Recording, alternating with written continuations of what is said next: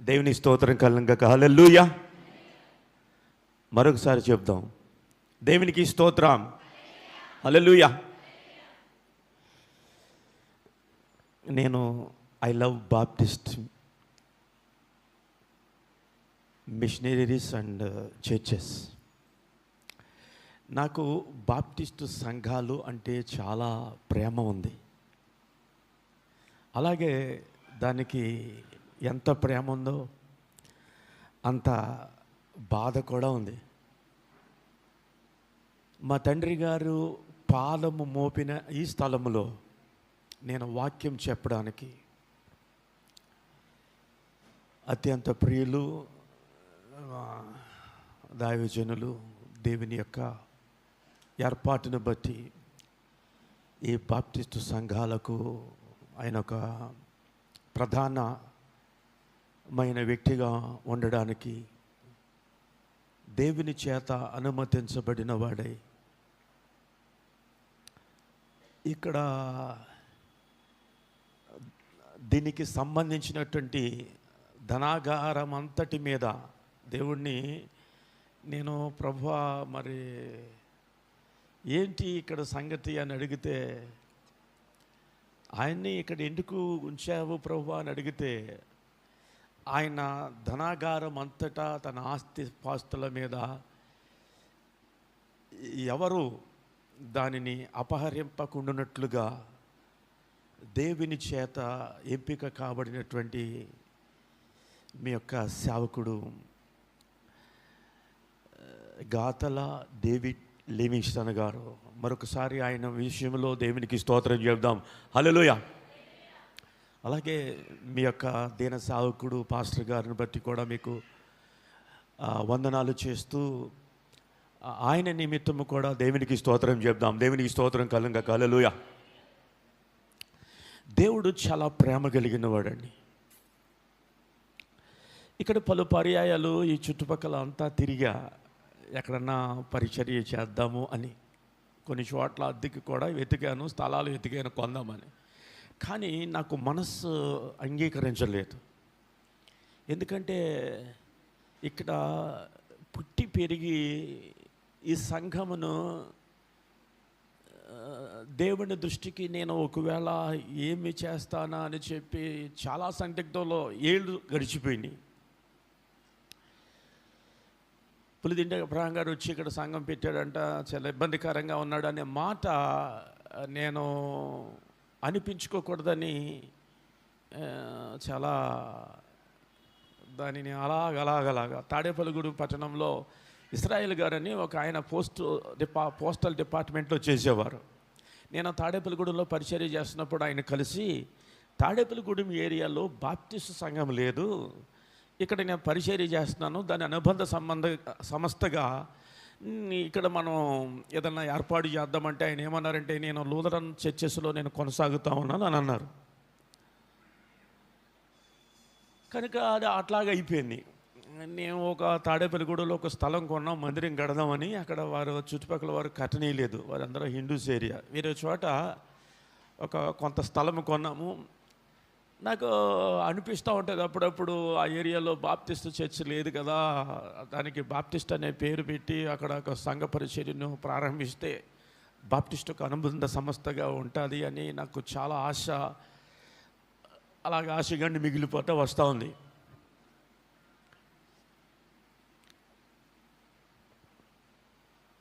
Baptist సంఘము ఇది మంచిగా వినిపిస్తలేదు అనుకుంటున్నాను. హల్లెలూయా. ఇది బాగుంది.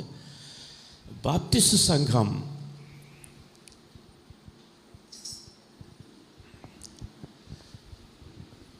ఆది సంఘం ఏదిరా అని అంటే చాలామంది చెప్తారు ఈ మొట్టమొదటి నుంచి ఉన్నది క్యాథలిక్ అని. కాదు, మీకు అర్థమయ్యే రీతిలో ఒక 2-3 వాక్యానికి వెళ్ళబోయే ముందు 2-3 విషయాలు చెప్తాను. మీకు నేను వాక్యము తీసుకొచ్చాను. మన మధ్యలో ఆయన ఉన్నాడని మొన్న నేను పోయిన ఆదివారం నాడు చెప్పాను. మన మధ్యలో ఆయన ఉన్నాడని మీరు నమ్మితే, విశ్వసిస్తే నన్ను చూస్తే, మన మధ్యలో ఉన్న యేసయ్యను మీరు దాటుకుని నన్ను చూస్తే నాలో ఉన్న లోపాలు మీకు కనిపిస్తాయి. యేసయ్యను దాటుకుని ఆయనను చూస్తే ఆయనలో ఉన్న లోపం కనిపిస్తుంది. యేసయ్యను దాటుకుని మీరు యువతలకు వస్తే ఇక్కడ ఉన్నటువంటి పాదిరి గారిలో ఉన్నటువంటి లోపాలు కనిపిస్తాయి.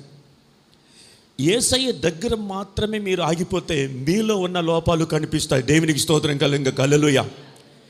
మన లోపాన్ని సరిచేసుకోవడానికి దేవుని మందిరానికి రావాలి, కానీ వేరే ఒక లోపాన్ని ఎత్తి చూపించడానికి, వారి గురించి మాట్లాడుకోవడానికి మనము ఇక్కడి వరకు రావక్కర్లేదు.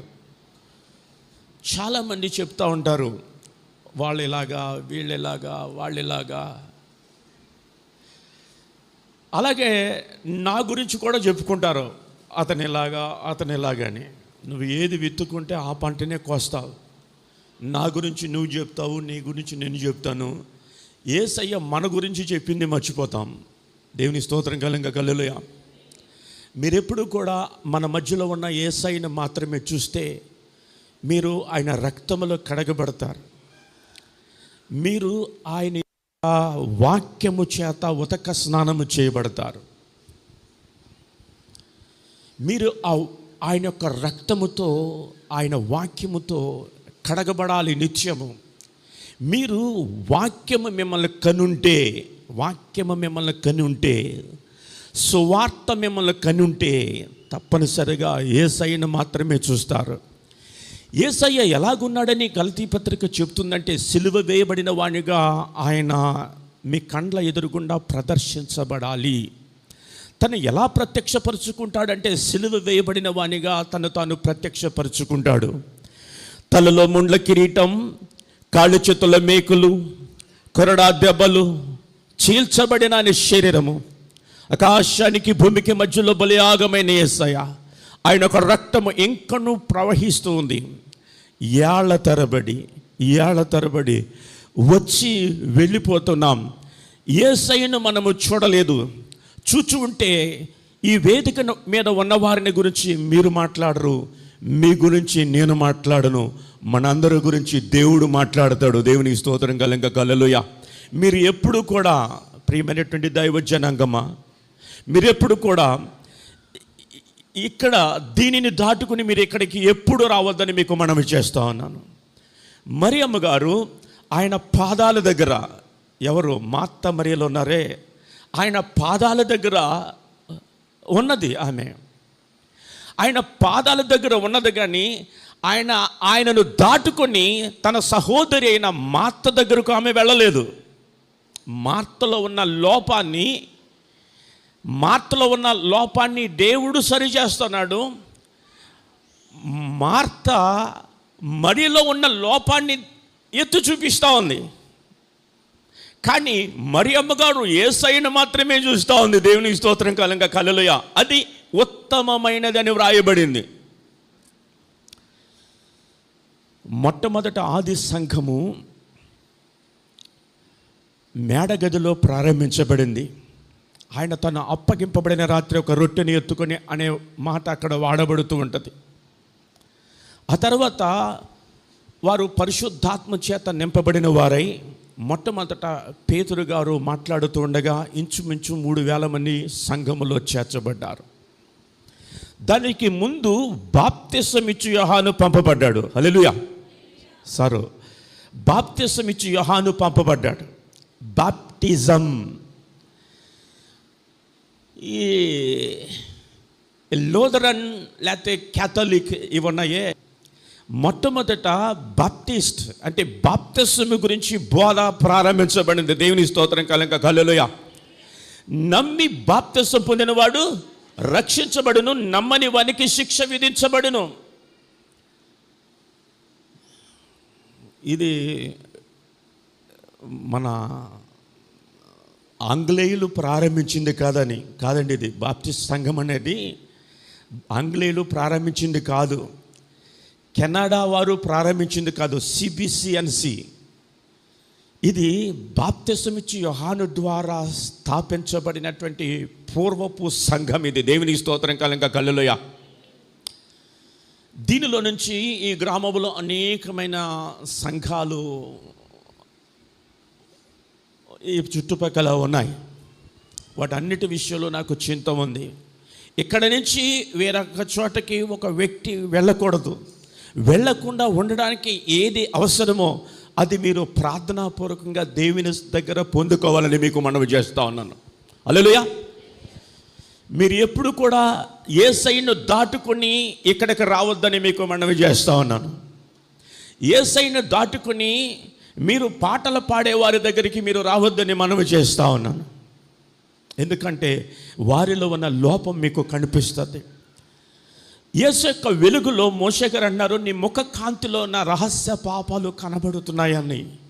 నువ్వు దేవుని సన్నిధికి వచ్చేది నువ్వు నీతిమంతుడుగా తీర్చబడ్డానికి, కానీ నువ్వు ఎవరివైనా ఒక వ్యక్తిని నీతిమంతుడిగా పరిశుద్ధునిగా నువ్వు చేయలేవు. హల్లెలూయా. ఆయన రక్తము మాత్రమే, యేసయ్య మాత్రమే, ఆయన వాక్యం మాత్రమే మనల్ని పరిశుద్ధులుగా నీతిమంతులుగా చేస్తుంది. అందుకే ఆయనను మాత్రమే మనం చూడాలి. హల్లెలూయా. అర్థమైందండి? మీరు ఎప్పుడు గుర్తుపెట్టుకోండి, మీరు ఇంటి దగ్గరకు బయలుదేరినప్పుడు, ప్రభా నేను నా ముందున్న వారిని నేను చూడను, మిమ్మల్ని మాత్రమే చూసే ఆ భాగ్యాన్ని నాకు కలిగించాలి. ఎందుకంటే నన్ను చూస్తే మీరు ఎన్నటికీ కూడా నీతిమంతులుగా తీర్చబడలేరు. ఆయన చూస్తే మీరు ఎన్నటికీ కూడా పరిశుద్ధులుగా తీర్చబడలేరు. మీరు యేసయ్యను చూస్తే మీరు నీతిమంతులుగా పరిశుద్ధులుగా తీర్చబడతారు. ఎందుకంటే ఆయన ఆకాశానికి భూమికి మధ్యలో వ్రేలాడబడిన వానిగా మీకు తన ప్రత్యక్షతను కనపరుచుకుంటాడు. మనల్ని నీతిమంతులుగా చేయడానికి ఆయన దినమెల్లా ఆయన గాయపడిన హస్తాలు మన ఎదురుగా చాపి ఉన్నాడని వాక్యము సెలవిస్తూ ఉంది.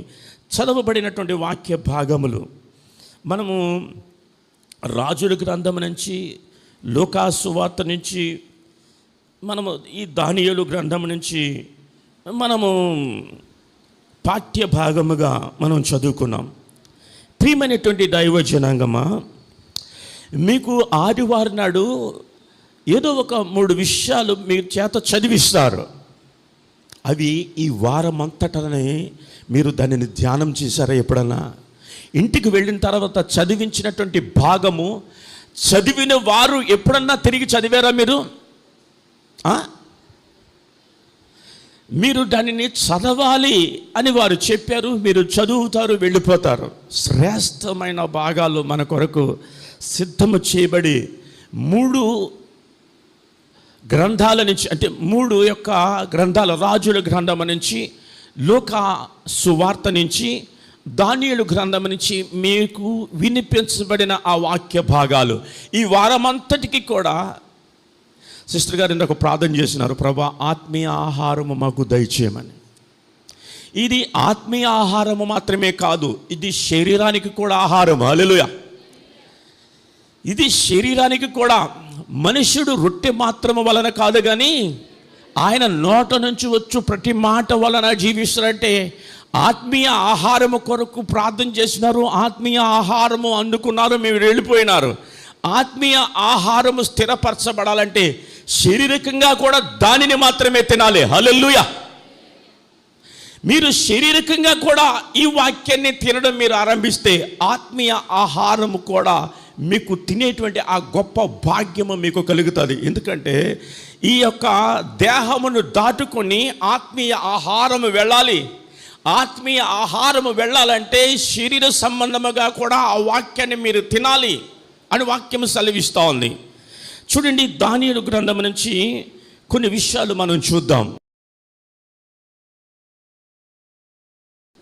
28వ వచనం.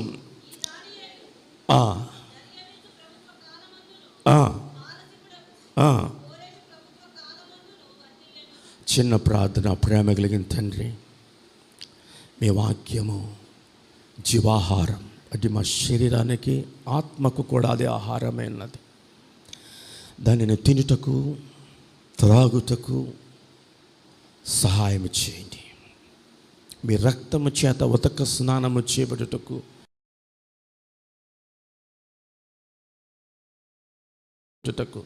మేము పరిశుద్ధులముగా నీతిమంతులంగా తీర్చబడుటకు సహాయం ఇచ్చామని యేసు నామములో అడుగుచున్నాను నా ప్రియ పరలోకపు తండ్రి, ఆమేన్.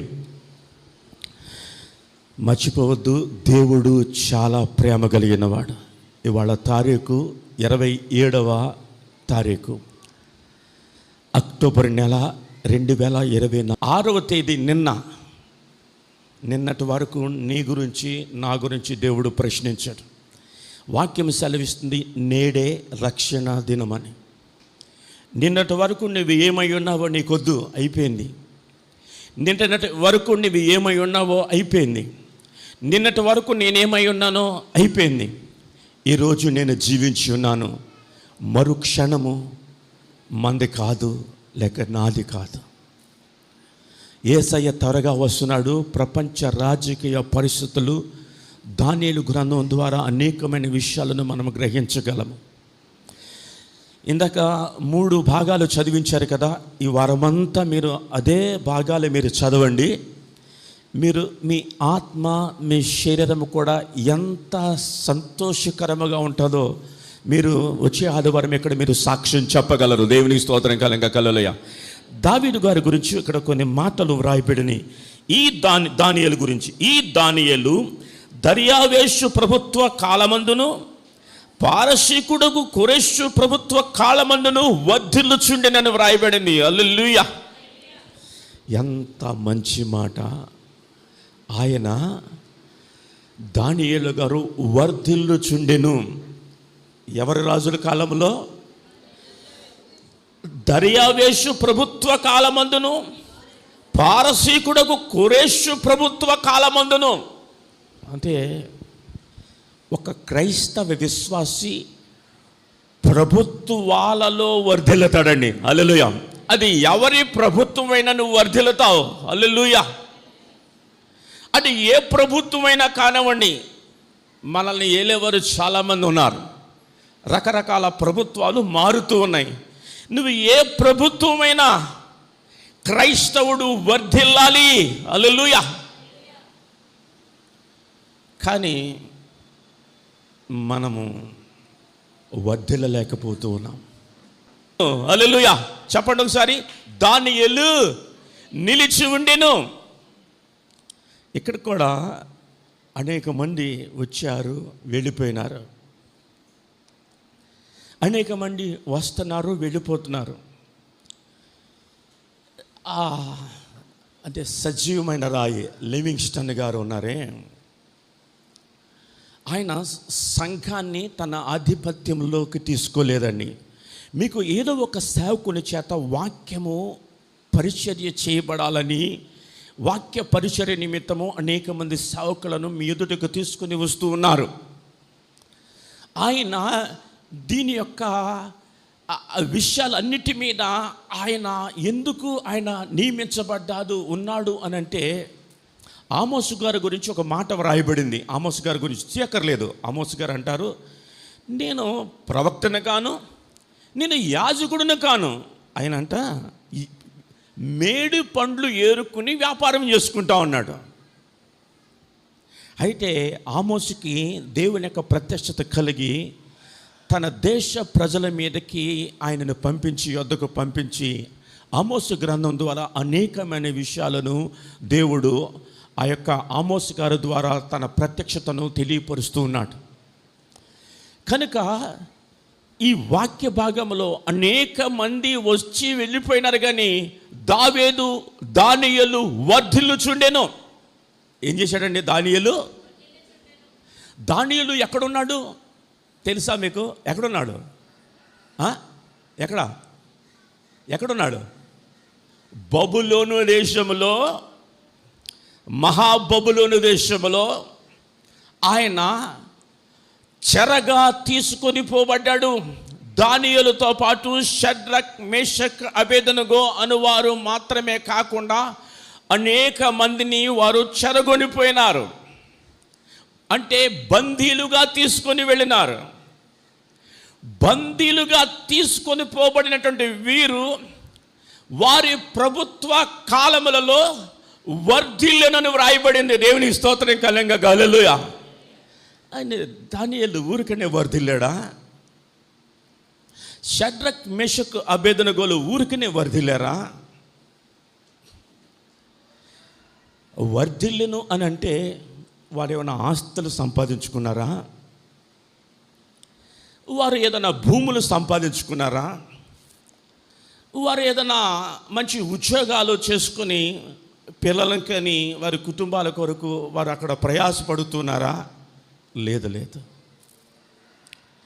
దేవుని నామము నిమిత్తము దేవుని యొక్క పని విషయంలో ఇశ్రాయేలు ప్రజలు దేవుని దృష్టికి దోషులయ్యారు గనుక మొదటి అధ్యాయాన్ని మనం చూస్తే మొదటి అధ్యాయాన్ని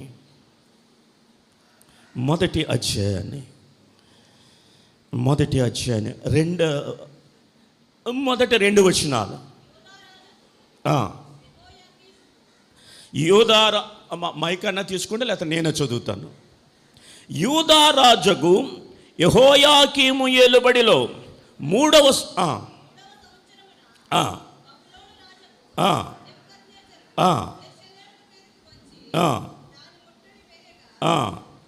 ప్రభువు యూదారాజుకు యెహోయాకీమును దేవుని మందిరములోని శేషించిన ఉపకరములను ఆ రాజు చేతికి అప్పగించెను. చాలండి చూసారండి.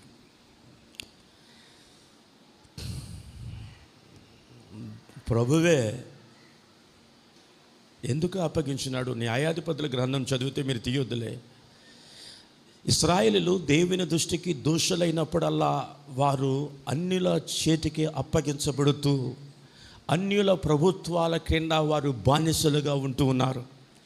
దానియేలు బానిసగా ఉండి, బానిస అంటే హక్కులు లేనివాడు అని అర్థం. ఏమి లేనివాడండి? హక్కులు లేనివాడు. రాజుగారు చెప్పింది చెయ్యాలి తప్ప ఆ వ్యక్తికి ఏమీ అధికారాలు ఉండవు, హక్కులు ఉండవు, ఆహారం ఉండదు. అక్కడ వారిని ఎరిగిన వారు ఎవరు లేరు. అది వేరొక రాజ్యము. ఆ రాజ్యంలో వీరు బానిసలుగా తీసుకొని పోబడ్డారు. చాలా కష్టమండి. మీరు ఏ హైదరాబాదో, ఏ ముంబయో, ఏ ఢిల్లీయో ఒక్కరే వెళ్ళిపోయారు అనుకోండి, ఎట్లా ఉంటుంది? అక్కడ మిమ్మల్ని తెలిసిన ఎవరైనా ఉంటారా? నన్ను ఒకసారి ముంబాయి దేవుడు పరిచర్య కొరకు వెళ్ళమన్నాడు. నాకు హిందీ రాదు. అక్కడికి వెళ్ళాను. వారం రోజు దినాలు అట్లాగా తిరిగా. నాకు ఆహారం కూడా లేదు. నేను ఒక పార్కులో కూర్చుని బైబిల్ తీసుకుని చదువుతూ ఉన్నాను. దేవుడు అన్నాడు, పలానా అక్కడ కూర్చుని బైబిల్ చదువు అన్నాడు. నేను చదువుతూ ఉంటే, తెలుగు బైబిల్ చదువుతూ ఉంటే ఒక ఆయన వచ్చి ఆయన అడిగాడు, ఈసారి మీరు తెలుగా అని అడిగారు. అవునండి అని అన్నా. ఎందుకు వచ్చారంటే, ఇలాగండి దేవుడు వెళ్ళమంటే వచ్చాను. భలేవరే, ఇక్కడ మీకు తెలిసిన వాళ్ళు లేరు, భాష రాదు, దేవుడు వెళ్ళిపోమంటే వచ్చాను అన్నారు. ఏమిటి అని అంటే, అప్పుడు ఆయన అన్నాడు, కుర్లలో బాప్టిస్ట్ చర్చ్ ఉంటుంది, ఈ ప్రాంతానికి ఎవరు వచ్చినా సరే, ఆయన క్రిస్టియన్ కాదండి, ఎవరు వచ్చినా సరే ఆ కుర్ల బాప్టిస్ట్ చర్చ్ వారు చాలా హెల్ప్ఫుల్గా ఉంటారు అని అడ్రస్ చెప్పి నన్ను పంపించాడండి. దేవుని స్తోత్రం కలంగా హల్లెలూయా. దేవుడు మన పట్ల ఆయన ఒక ప్రత్యేకమైన ఆలోచన కలిగి ఉంటాడు. ఆయనే అప్పగించాడు, ఆయనే మన బాధ్యత తీసుకుంటాడు. దేవునికి స్తోత్రం కలంగా హల్లెలూయా. గాయము చేయవాడు ఆయనే, గాయము కట్టువాడు ఆయనే. అయితే నువ్వు ఆయన యందు విశ్వాసం ఉంచినట్లయితే, ఆయన యందు నీవు నమ్మిక ఉంచినట్లయితే, ఆయన యొద్ద నువ్వు ఉన్నట్లయితే, ఆయనను మాత్రమే నీవు చూచినట్లయితే నువ్వు ఎక్కడ ఉన్నా వర్ధిల్లుతావు. దేవునికి స్తోత్రం కలంగా హల్లెలూయా. ఎందుకంటే నిన్ను వర్ధిల్ల చేయవాడు యేసయ్యా. హల్లెలూయా. దానియేలు నెబుకద్నెజరును చూడలేదు. దానియేలు ఆ యొక్క బబులోను సామ్రాజ్యాన్ని చూడలేదు. దానియేలు తన బానిసత్వమును చూడలేదు. కానీ తన ఎక్కడి నుంచి వచ్చినాడో, తన ఏ జనాంగము వాడో, తన మూల పురుషుడు ఎవడో, తన దేవుడు ఎవరో దానియేలుకు తెలుసు. దేవుని స్తోత్రం కలుగును. ఆయన అబ్రహాముకు దేవుడు, ఆయన ఇస్సాకుకు దేవుడు, ఆయన యాకోబుకు దేవుడు, దానియేలుకు దేవుడు, నీకు దేవుడు, నాకు దేవుడు, మనందరికీ దేవుడు. ఆయన మనల్ని వర్ధిల్ల చేస్తాడు. హల్లెలూయా. నీకు వివాహం అయింది, నువ్వు వేరొక ఇంటికి, ఇరుపక్ష కుటుంబాల మధ్యలో అంతకుముందు ఏ విషయాలు మీకు తెలియకపోవచ్చు, కానీ నువ్వు యేసు క్రీస్తునందు నువ్వు విశ్వసించినట్లయితే ఆ కుటుంబంలో నువ్వు వర్ధిల్లుతావు. హల్లెలూయా.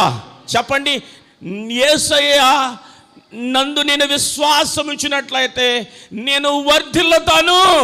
ఆమేన్. చెరగొని పోయినటువంటి ఈ యొక్క దానియేలు గురించి వేరొక విషయాన్ని మనం చూసినట్లయితే, దేవుడు నెబుకద్నెజరు గారితో దేవుడు ఒక ఆలోచన బయటకు తీసుకువస్తున్నాడండి. ఏమిటి ఆ ఆలోచన అంటే 4వ వచనములో, అంటే 3 నుంచి, రాజు అష్పెనజాను తన నపుంసకుల అధిపతిని పిలిపించి అతనికి ఇలాగు ఆజ్ఞాపించెను, ఇశ్రాయేలీయుల రాజవంశములలో ముఖ్యులై లోపము లేని సౌందర్యమును సకల విద్యా ప్రవీణతయు జ్ఞానము కలిగి తత్వజ్ఞానం తెలిసిన వారై రాజు నగరనందు నిలువదగిన కొందరు బాలులను రప్పించి కల్దీయుల విద్యను భాషను వారికి నేర్పుము. మరియు చాలు దేవుడు చూశారండి, అన్యుల దేశంలో బానిసగా తీసుకొనబోబడిన తన దేవుని యందు నమ్మకము విశ్వాసము కలిగిన వాడే. మీకు ఒక వ్యక్తిని జ్ఞాపకం చేస్తాను, నవ్వొద్దండి, దయచేసి నవ్వుకోవద్దు, అటు ఇటు తిరగొద్దు, అటు ఇటు మాట్లాడొద్దు. మీరు యేసై వైపుకు చూస్తే ఆయన మీకు పరలోక రాజ్యం ఇస్తాడు. హల్లెలూయా. మీరు ఎందుకు వచ్చారో నాకు తెలియదు, కానీ మీరు పరలోక రాజ్యాన్ని పొందుకోవడానికి మాత్రమే మీరు రావాలని మీకు మనవి చేస్తూ ఉన్నాను. ఎందుకంటే యేసయ్యను నువ్వు చూస్తే నువ్వు నవ్వలేవు, మాట్లాడలేవు, పాట పడలేవు, నేను కూడా వాక్యము చెప్పలేను. ఎందుకంటే తిమోతి పత్రికలో రాయబడుతుంది, మనకన్నా మన పాపములు ముందుగా ఉంటాయంట, మన ప్రక్కన ఉంటాయంట, మన వెనక ఉండేవి నడిపిస్తాయంట. నీ మీద నువ్వు యేసయ్యను చూస్తే నీ పాపమును అవి తెలియజేస్తాయి. ఇశ్రాయేలు ఇంటి వారికి వారి పాపమును తెలియజేయమని పరిశుద్ధ గ్రంథము సెలవిస్తోంది. నువ్వు ఆయనను చూడగలిగితే నీ ఇంటి వారి పాపము, నీ పాపము తెలియజేయబడుతుంది. వేరొకరింటి వారి పాపము, వేరొకరి పాపము నీకు తెలియజేయబడ్డానికి నువ్వు ఇక్కడ రాకూడదు. దాని విషయంలో నీవు ఇక్కడ రావడం వ్యర్థము. నీ ఇంటి వారి పాపము, నీ పాపము నీకు తెలియజేయబడుతుంది. ఆ పాపమును ఆయన రక్తములో కడుగుకొని ఆ వాక్యము ద్వారా ఉదక స్నానము చేయబడిన వారమై మనము నీతిమంతులుగా పరిశుద్ధులముగా తీర్చబడి మన ఇంటికి వెళ్ళవలసిన వారమై ఉన్నాము. దేవునికి స్తోత్రం కలుగుగాక. హల్లెలూయా. దానియేలు ఊరకనే వదలలేదని, తన ముందు ఎప్పుడు తన పితరుల దేవుడైన, తన స్వదేశానికి సంబంధించినటువంటి దేవుడైన యెహోవాను తన ఎదురుగా ఎల్లప్పుడూ ఉంచుకునేవాడు.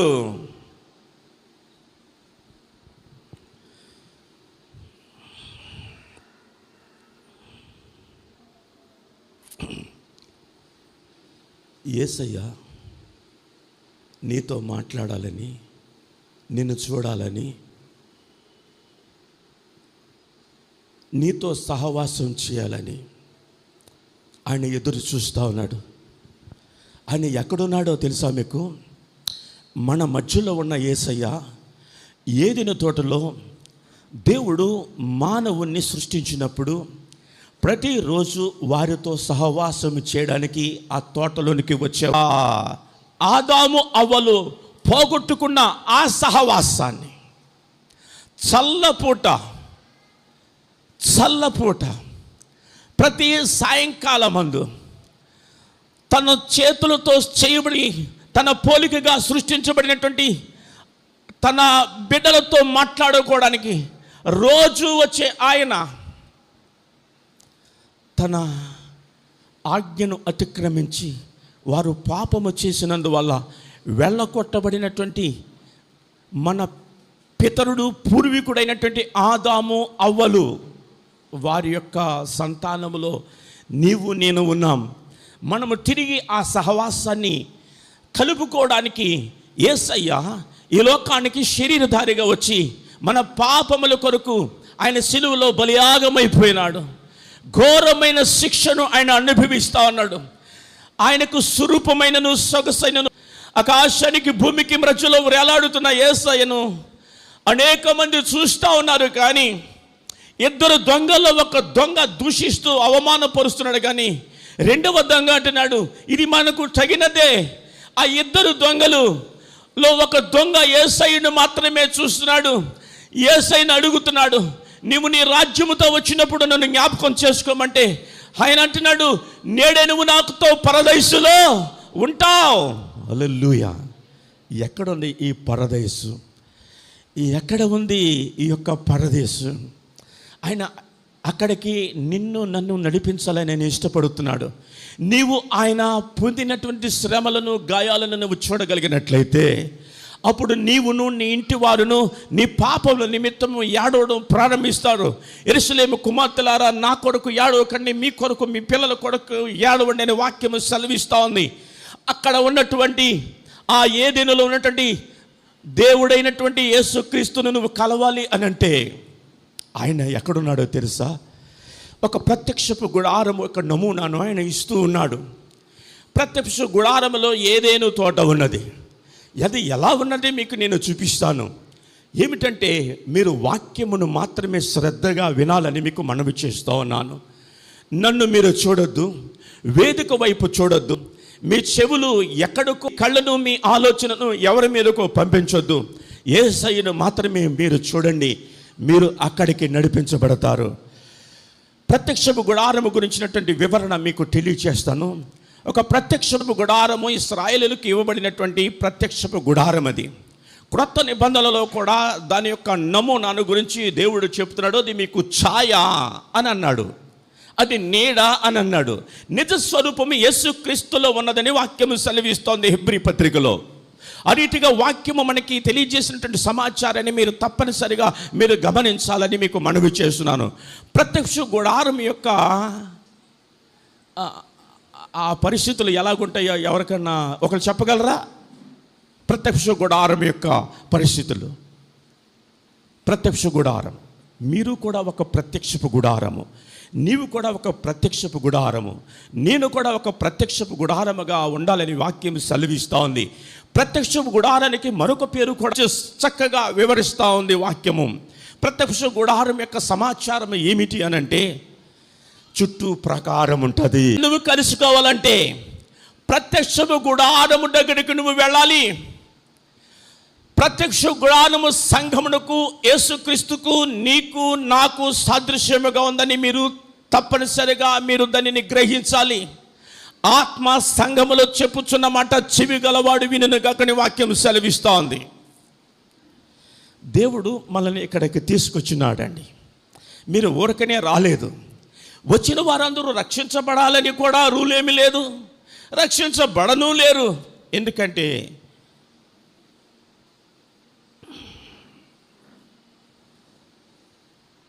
యేసుక్రీస్తుని రోమా ప్రజలు, యోధా ప్రజలు, అక్కడ ఉన్నటువంటి మరి సైన్యము ఆయనను సిలువేస్తూ ఉంటే శతాధిపతి ఒక్కడే అంటున్నాడు, ఏమని? ఈయన నిజముగా దేవుని కుమారుడని. అందరూ ఒప్పుకోలేరు ప్రభు అయిన యేసుని, అందరూ అంగీకరించలేరు వాక్యాన్ని, అందరూ కూడా వాక్యాన్ని హృదయంలోనికి తీసుకుని పోలేరు. ఎందుకంటే నీకు శరీర సంబంధమైన ఎన్నో సమస్యలు, రోగాలు, ఆలోచనలు, ఇరుకులు, ఇబ్బందులు ఉన్నాయి. కనుక నువ్వు తినలేవు. ఎందుకో తెలుసా? నువ్వు ఏదైనా విషయంలో రోగిగా కానీ, ఏదైనా విషయంలో అలిగి కానీ, ఏదైనా విషయంలో నీకు ఇబ్బందిగా కానీ ఉంటే నువ్వేం చేస్తావంటే నువ్వు ఆహారాన్ని ఏం చేయలేవు, తినబుద్ధి కాదు. అలాగే నీకున్నటువంటి ఏ పరిస్థితి అయినా అది నీవు ఈ శరీర సంబంధంగా ఆహారాన్ని నీవు ఎలా తినలేవో, అది నీకు ఎలా రుచించదో, దానిపించదో, మనలో పాపము, ఈ లోకము ఉన్నప్పుడు ఈ ఆహారం మీద మనకు ఇష్టం ఉండదండి. ఇందాక చదువుకున్న భాగంలో నేను ఆశ కలిగి ఉన్నానని మనం చదువుకున్నాం కీర్తన గ్రంథములో 66వ కీర్తనలో. ప్రియమైనటువంటి దైవజనాంగమా, ఆ యొక్క ప్రత్యక్ష గుడారములో మొట్టమొదట బలిపీఠం ఉంటుంది. ఏముంటుందండి? బలిపీఠం. బలిపీఠము తర్వాత ఏముంటుంది తెలుసా? ఇత్తడి గంగాళం ఉంటుంది. ఏముంటుందండి? ఇత్తడి గంగాళము. నువ్వు ప్రాకారము దగ్గరికి రావాలి, ద్వారమును దాటుకుని వెళ్ళాలి, అక్కడ బలిపీఠం ఉంటుంది.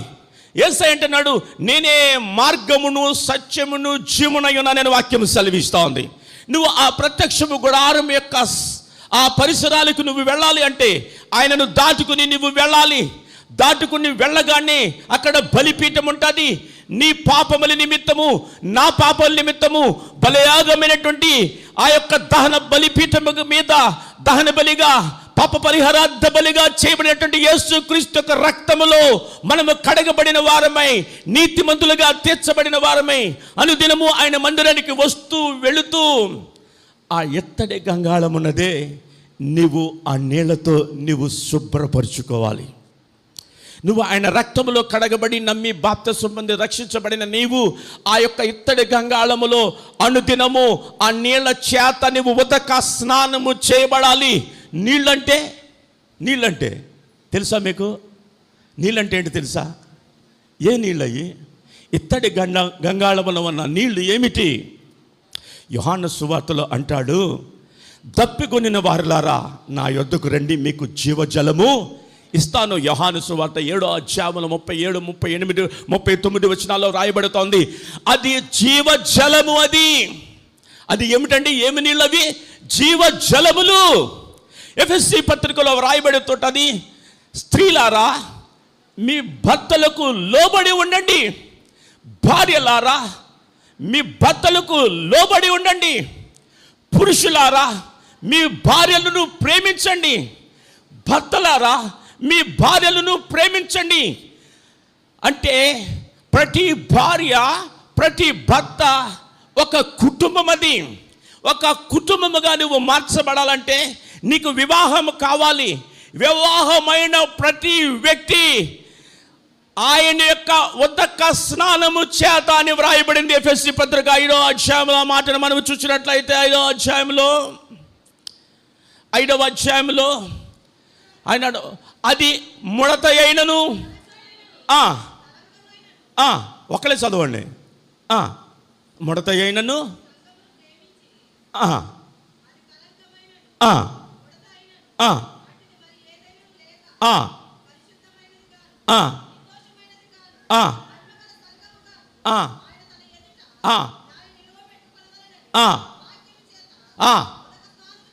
హల్లెలూయా.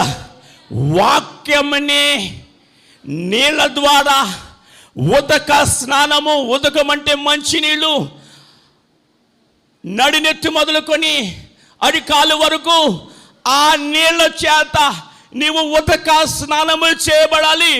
ఎవరు? ప్రతి కుటుంబం, ప్రతి భార్య, ప్రతి భర్త, ప్రతి పిల్లలు ఆ యొక్క ఇత్తడి గంగాళములో ఉన్న నీళ్ళ చేత వాళ్ళు స్నానము చేయబడుతూ ఉండాలి. కళంకమైనను, ముడత అయినను, మచ్చ అయినను, అటుది ఏదైనను నీ కుటుంబంలో, నీ భార్యలో, నీ భర్తలో, నీ బిడ్డలలో ఉండకూడదు. హల్లెలూయా. అందుకనే ఇత్తడి గంగాళం అక్కడ ఉంచబడింది. ఎప్పుడో ఇశ్రాయేలులకు ఇవ్వబడినటువంటి ఆ ప్రత్యక్షపు గుడారం యొక్క సమాచారము గురించి పరిశుద్ధ గ్రంథము క్రొత్త నిబంధన కాలంలో మనకి ఏమి సెలవిస్తా ఉంది, దాన్ని నువ్వు గ్రహించాలి. అక్షరము చంపును గాని ఆత్మ జీవింపచేయునని వాక్యము సెలవిస్తుంది. అక్షరం అంటే చరిత్ర. నువ్వు చరిత్ర తెలుసుకుంటే ప్రయోజనము లేదు. ఆత్మీయ మర్మాలను, ఆత్మీయ సత్యాన్ని నువ్వు గ్రహించాలి. నువ్వు దేవుని మందిరానికి వచ్చిన ప్రతిసారి ఆ ప్రాకారమును చూడగలగాలి, ఆ బలిపీఠమును చూడగలగాలి. బలిపీఠం మీద ఆకాశానికి భూమికి మధ్యలో బలియాగమైన యేసయ్యను చూడగలగాలి. ఆ ఇత్తడి గంగాళములో నట్టి ఆ వాక్యము చేత నువ్వు ఉతక స్నానము చేయబడాలి. ఆ యొక్క దప్పికు నేను నీళ్ళు ఇస్తానన్నాడు. ఏమిటి ఆ నీళ్ళంటే పరిశుద్ధ ఆత్మ అని అక్కడ వ్రాయబడింది. హల్లెలూయా. నీకు పరిశుద్ధాత్మను ఇస్తాడు. పరిశుద్ధాత్మ దేవుడు ఎందుకంటే పాపమును ఒప్పింప చేయడానికి, సర్వ సత్యములోనికి నడిపించడానికి పరిశుద్ధాత్మ దేవుడు మన మధ్యలో ఉంటాడు. పరిశుద్ధాత్మ దేవుడు సంచరిస్తూ ఉంటాడు. ప్రభువైన యేసుక్రీస్తు మన మధ్యలో ఉంటాడు. తండ్రి అయిన దేవుడు నీ కొరకు నా కొరకు ఎదురు చూస్తూ ఉంటాడు. తన గాయపడిన హస్తములు దినమెల్లా మన వైపు చాపని వాక్యము స్పష్టంగా మనకి బోధిస్తూ ఉంది. దేవునికి స్తోత్రం కలుగుగాక. హల్లెలూయా. ఇత్తడి గంగాళం తర్వాత ఏముంటుందండి? ఏముంటుంది?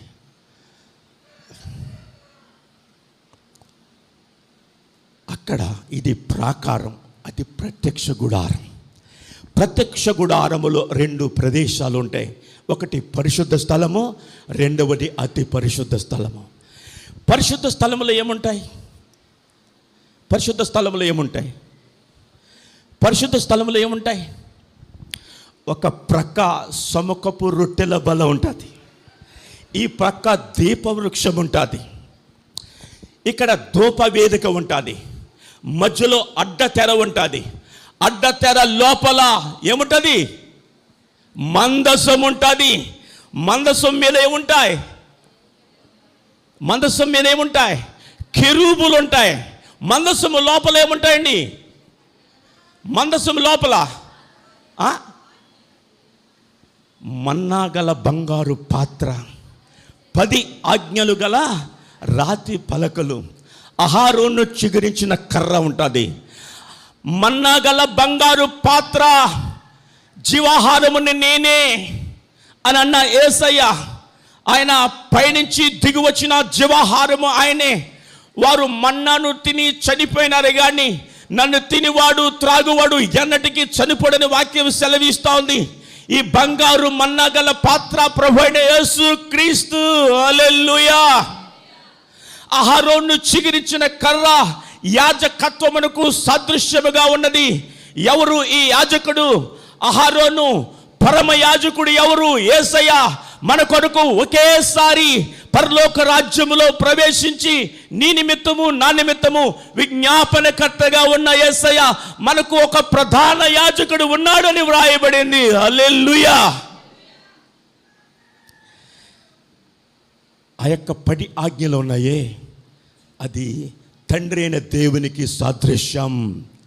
ఆజ్ఞలు తండ్రి అయిన దేవునికి సాదృశ్యం. మన్నాగల పాత్ర ప్రభువైన యేసుక్రీస్తుకి చిగురించిన అహరోను కర్ర. ఆయన దావీదు వేరు చిగురు. ఎవరు?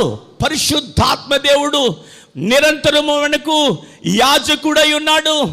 యాజకుడు అని అంటే దేవుని దగ్గరికి నడిపించేవాడని. ప్రవక్త అంటే దేవుని దగ్గర నుంచి వర్తమానమును, సమాచారమును, వాక్యమును, బోధను, ఉపదేశమును తీసుకొచ్చేవాడని అర్థం. ఇది ప్రత్యక్షపు గుడారం యొక్క పరిస్థితులు. నువ్వు ఇత్తడి గంగాళాన్ని దాటుకు నేను వచ్చిన తర్వాత నువ్వు సముఖపులు రొట్టె బల్ల అంటే ఆయన ఆ రొట్టె ఆయన వాక్యమునకు సాదృశ్యంగా ఉంది, ఆయన శరీరానికి సాదృశ్యంగా ఉంది, ఆయన యొక్క రక్తమునకు అది సాదృశ్యంగా ఉంది. ఆ సముఖపు రొట్టెల బల్ల మీద ఉన్నటువంటి ఆ సముఖపు రొట్టెలు నువ్వు తినాలి. ఇటు పక్క దీపవృక్షం ఉంటుంది. నీవు నిత్యము వెలిగించబడుతుండాలి.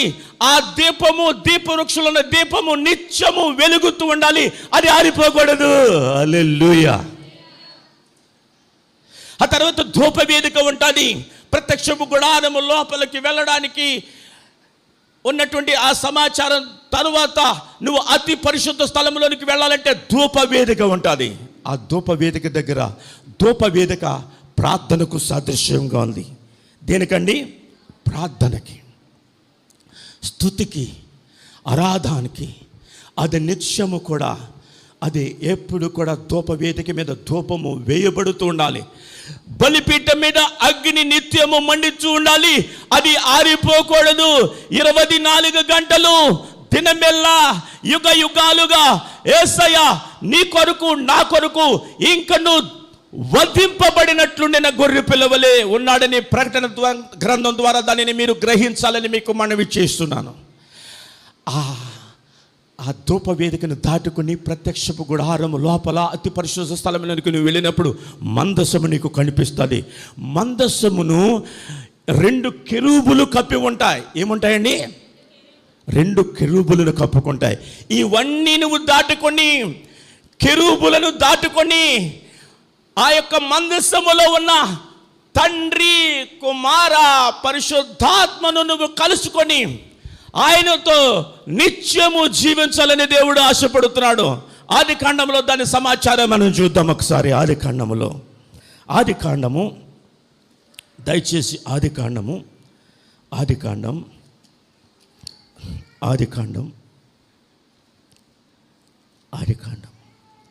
3వ అధ్యాయము. ఆది కాండము 3వ అధ్యాయము 24వ వచనం. అంటే పూర్తిగా చెప్పట్లేదు మీకు.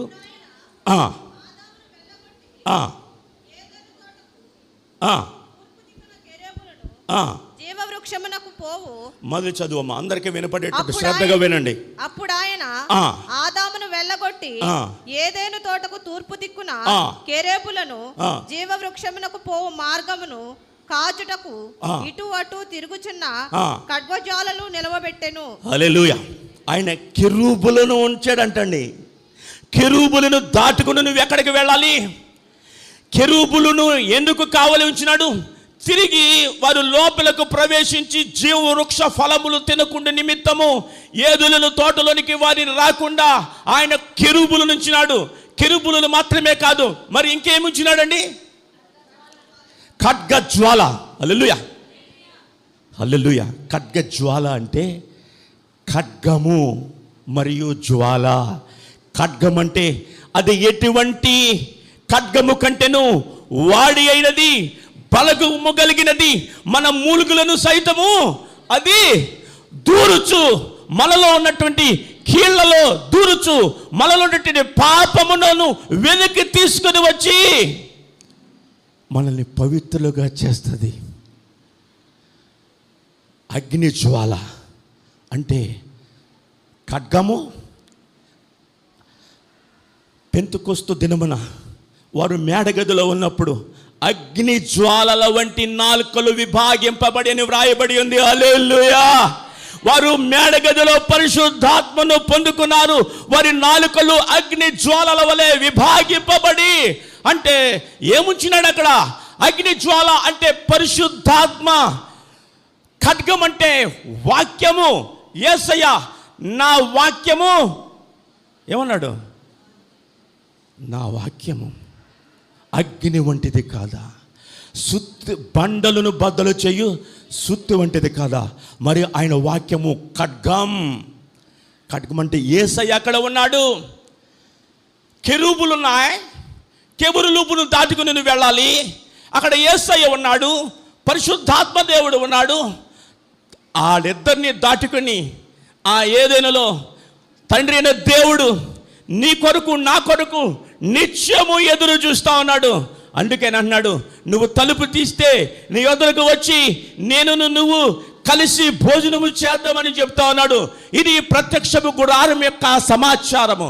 నువ్వు ఎప్పుడు దీనిని నీ హృదయమందు నీ యొక్క ఆలోచనలను ఉంచుకున్నట్లయితే యేసయ్యను నువ్వు కలుసుకోవాలని ఒకే ఒక ఉద్దేశాన్ని నీ హృదయంలో బలముగా నువ్వు నిర్ణయించుకుంటే నీకు ఇక్కడ ఎవరిని నువ్వు చూడలేవు.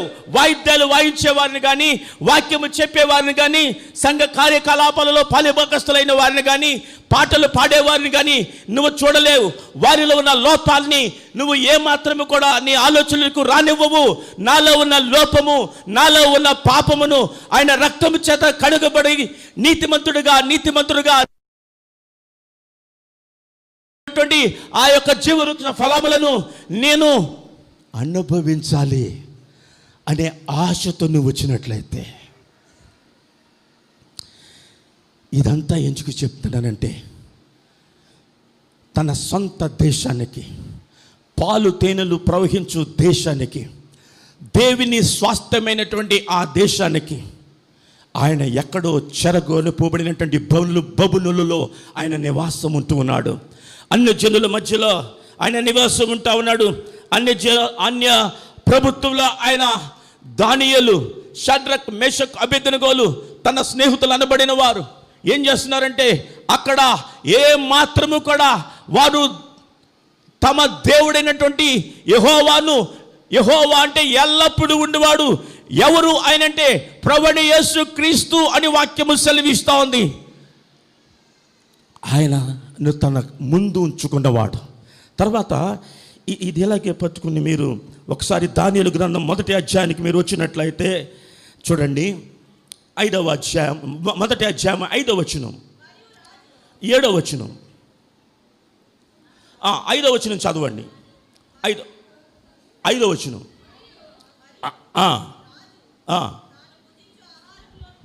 అమ్మా ఆ మైక్ ఆన్ చేయండి, జాగ్రత్తగా వినండి వాక్యాన్ని.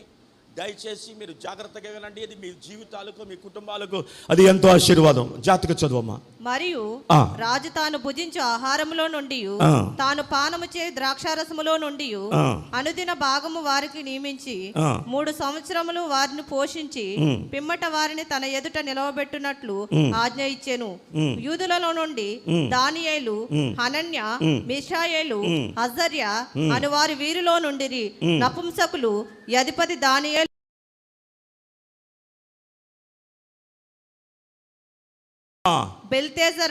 బెల్తెషాజరు అనియు హనన్యాకు,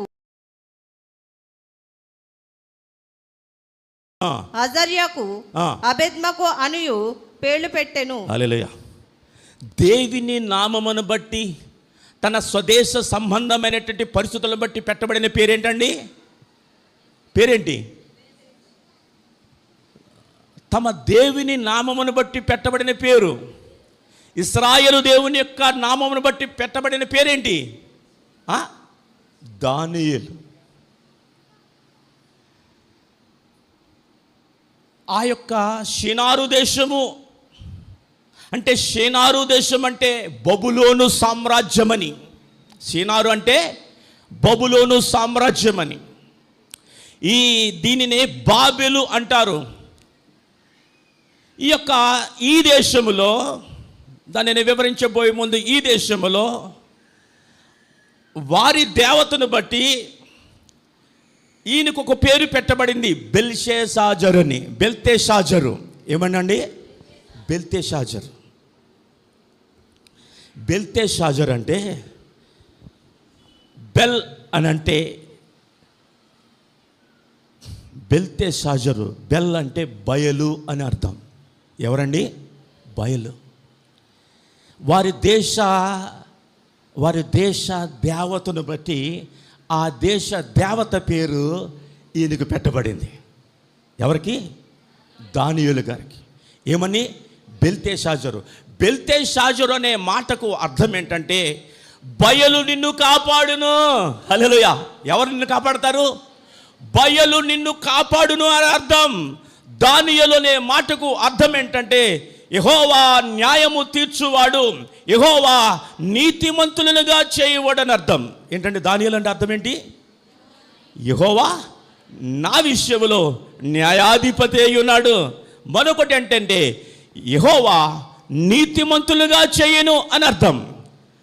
ఇక్కడ చూడండి, దానియేలు అనే పేరుకు అర్థం ఏంటంటే నీతిమంతునిగా చేయను అని అర్థం. హల్లెలూయా. బెల్తెషాజరు అనే పేరుకు అర్థం ఏంటంటే బయలు నిన్ను కాపాడును అని అర్థం. ఇక్కడ కాపాడును, అక్కడ నీతిమంతులుగా చేయను. హల్లెలూయా. ఏది ప్రాముఖ్యమైంది? నిన్ను కాపాడడం ప్రాముఖ్యమైందా? నిన్ను నీతిమంతులుగా చేయడం ప్రాముఖ్యమైందా? తన దేవుని నామమును ఎన్నప్పుడు కూడా విడిచిపెట్టిన వాడు కాదు దానియేలు. తన పితరుల దేవుడైనటువంటి యెహోవాను, అబ్రహాము దేవుణ్ణి, ఇస్సాకు దేవుణ్ణి, యాకోబు దేవుణ్ణి, ఇశ్రాయేలు దేవుణ్ణి ఆయన మర్చిపోయిన వాడు కాదండి. ఆయన ఎంత జాగ్రత్తగా ఉన్నాడో మనం చూద్దాం ఇక్కడ 8వ వచనం. రాజు భుజించుచు భోజనము పానము చేయు ద్రాక్షారసము పుచ్చుకొని. రాజు భుజించు భోజనమును అని అర్థం. చదవండి. రాజు భుజించు భోజనమును పానము చేయు ద్రాక్షారసమును పుచ్చుకొని తన్ను అపవిత్రపరుచుకొనకూడదని దానియేలు ఉద్దేశించి తాను అపవిత్రుడు కాకుండానట్లు వాటిని పుచ్చుకొనకుండా సెలవిమ్మని నపుంసకుల అధిపతిని వేడుకొనగా. హల్లెలూయా. ఏమన్నాడండి? రాజులు తినే భోజనాన్ని, రాజులు తాగేటువంటి ద్రాక్షారసము నేను త్రాగి ఆ భోజనాన్ని తిని నేను అపవిత్రపరచబడకూడదు, నన్ను నేను అపవిత్రం చేసుకోకూడదు. ఆ నపుంసకుడిని అంకెసజును అణుగుతున్నాడు, ఇది నా దగ్గర నుంచి తీసివేయి, ఇది నాకు వద్దు అని చెప్తున్నాడు. ఈ యొక్క బబులోను సంబంధమైన, ఈ షినారు సంబంధమైన ఈ యొక్క ఎవరు ఈ బబులోను, ఎవరు ఈ బాబెలు, ఎవరు ఈ షినారో తెలుసా మీకు? ఎవరు ఈ బాబెలు, ఎవరు ఈ నిమ్రోదు? ఎవరు ఈ బబులోను సామ్రాజ్యాన్ని స్థాపించినది? నిమ్రోదు. ఎవరు ఆ నిమ్రోదు? ఎవరు? ఆయనకు ఒక పేరు రాయబడి ఉంది, పరాక్రమశాలి అని. ఇతను ఎవరు కుమారుడో తెలుసా? హాము కుమారుడు. హాము. ఎవరు ఈ హాము అనంటే నోవాహు కుమారుల్లో ఒకడు. హాము శపింపబడినవాడు. హాము ఎవరండి? శపింపబడినవాడు. శపింపబడిన వాని యొక్క కుమారుడు ఈ యొక్క నిమ్రోదు. ఎవరు నిమ్రోదు అనే పేరుకు అర్థం ఏంటంటే దైవద్రోహి అని అర్థం. నిమ్రోదు అనే పేరుకు దేవుని మీద తిరుగుబాటు చేయవడున అర్థం అని వాక్యము సెలవిస్తూ ఉంది. ఇతడు ఒక సామ్రాజ్యాన్ని స్థాపించినాడు, అదే బబులోను. ప్రకటన గ్రంథంలో రాయబడిన మహాబబులోను అదే దానికి మరొక పేరు షినారు అని ఇందాక మనం దానియేలు గ్రంథంలో చదువుకున్నాం. షినారు దేశమునందు కొనిపోబడినని రాయబడింది. ఈ షినారుకు, ఈ మహాబబులోనుకు చక్రవర్తి 120 సంస్థానాలకు నెబుకద్నెజరు ప్రభువుగా ఉంటూ ఉన్నాడు. దేవునికి స్తోత్రం కలంక. హల్లెలూయా. ఎందుకు చెబుతున్నాను ఈ విషయం మీకు అర్థమవ్వాలి. ఏమిటంటే మనకు కూడా దానియేలు బెల్తెషాజరు లాగానే ఈ లోకంలో పుట్టిన నీకు కూడా ఒక పేరు ఉంటుంది. బాప్తిసం పొందిన తర్వాత ఒక పేరు ఉంటుంది. నువ్వు ఏ పేరుతో పిలువబడుతూ ఉన్నావు, ఏ పేరును బట్టి నువ్వు లోకములో సంచరిస్తూ ఉన్నావు. ఆయన ఉన్నాడు, ఆయన పేరు డేవిడ్ లివింగ్స్టన్. అంటే సజీవమైన రాయి. దావీదు అనే పేరుకు ప్రియుడు అని అర్థం. దేవుని చేత ప్రియుడుగా ఎంచబడినవాడు. మీ పేరేంటమ్మా? జ్యోతి.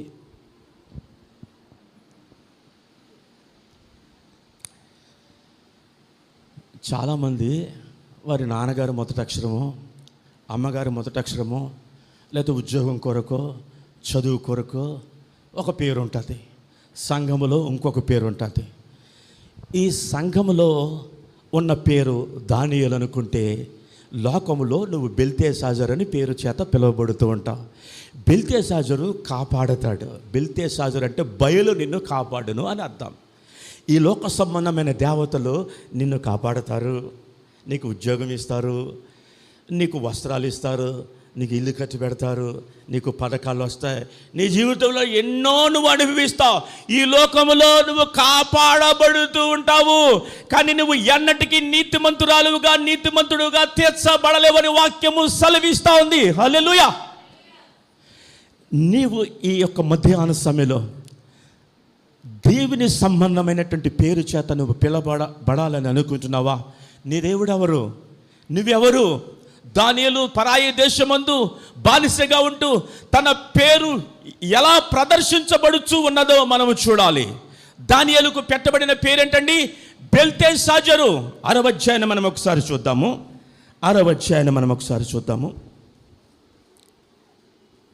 6వ అధ్యాయం 20వ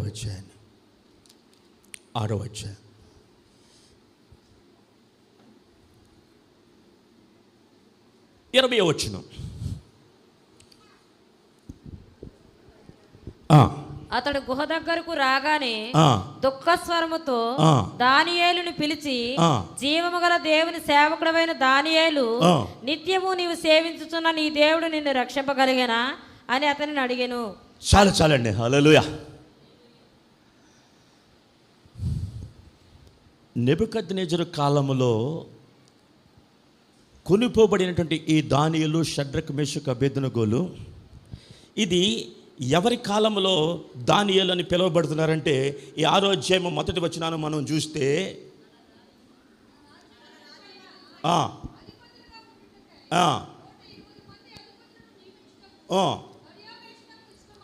అంటే నెబుకద్నెజరు తర్వాత దర్యావేషు, అంతకుముందు బెలిషాజరు, ఇలాగ రాజుల కాలంలో, ఈ రాజుల కాలంలో నెబుకద్నెజరు కాలంలో పెట్టబడిన పేరు, తర్వాత రాజుల కాలంలో ఆయన పేరును ఎక్కడా కూడా ప్రదర్శించుకోలేదు దానియేలు. హల్లెలూయా.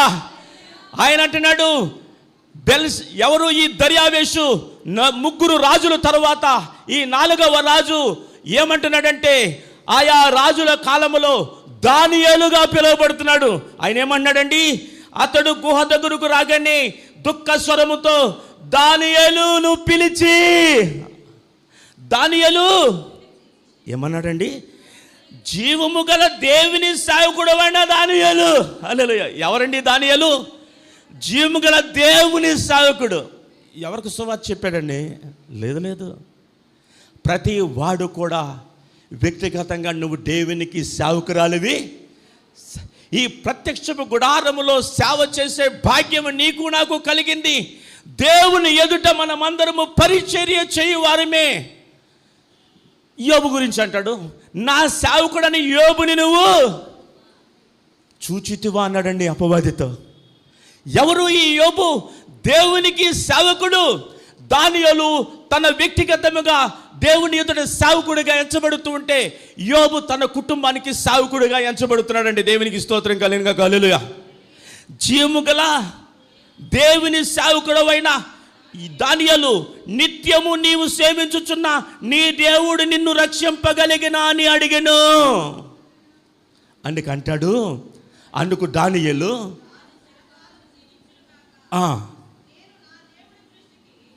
నిర్దోషినిగా కనబడితిని గనుక ఆయన తన దూత నంపించి సింహముల నాకు ఏ హాని చేయకుండా వాటి నోళ్ల మూయించెను.